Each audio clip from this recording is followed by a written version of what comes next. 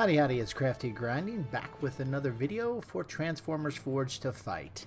Well, with Transformers Forged to Fight version 3 out, Kabam continues their copy-paste from their popular Marvel Contest of Champions as they bring in Masteries now to Transformers Forged to Fight.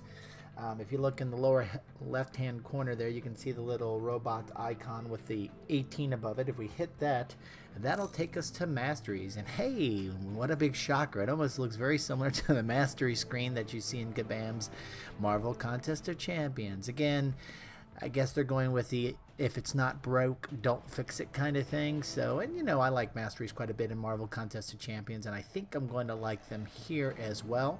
Unlike Marvel Contest of Champions, though, they don't have the utility where you get parry and the dexterity and those type of masteries in Marvel Contest and Champions, but they do have the offensive and defenses. So let's take a look at some of these masteries, and I'll give you my thoughts on kind of where I'm going to invest mine. So first of all, kind of very similar to, again, Marvel Contest of Champions, the first one you have within offense is this damage, where it increases the attack rating of all bots by +5 plus an additional 1% of their base attack rating.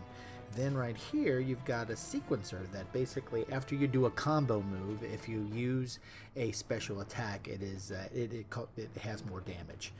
Then if you take a look at up here, the courage, as you lose health, as soon as you get under 50% health, then you cause more damage, basically.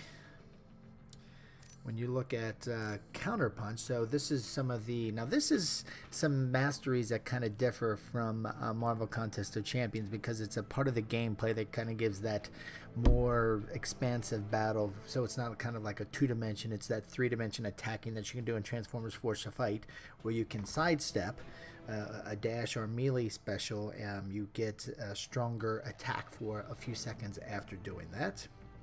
They have a similar one down here called GUNSLINGER, where if you successfully sidestep a projectile, which is something that's a common thing for me, so this seems a little bit interesting. This one, you too have a special, or you have more damage for like a second or two.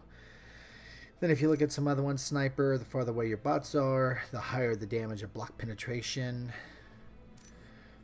And we already talked Courage. Then you have the Pierce Armor, which increases the critical hits from your bots ignore the armor.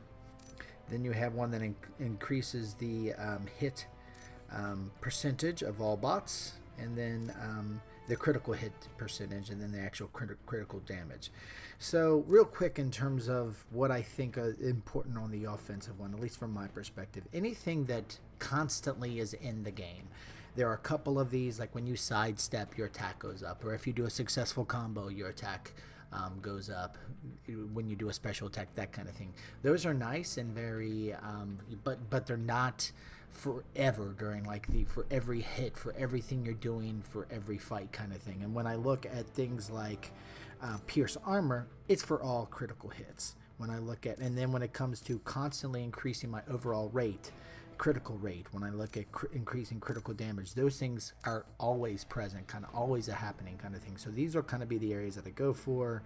I'll do sequencer, just one or two, just to get me up there, but I probably, for those first two, damage and sequencer, I'll probably put the minimal in, so I can then put a lot of investment within Pierce Armor, critical rate, and critical damage.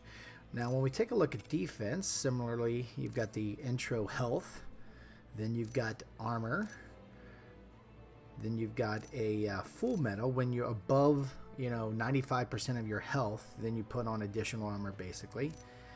Your bots take less damage from projectiles. You've got a resist melee, so something that less damage from close range attacks. Then you've got energy resistance, critical damage resistance, and critical resistance. Your bots reduce enemy critical rating.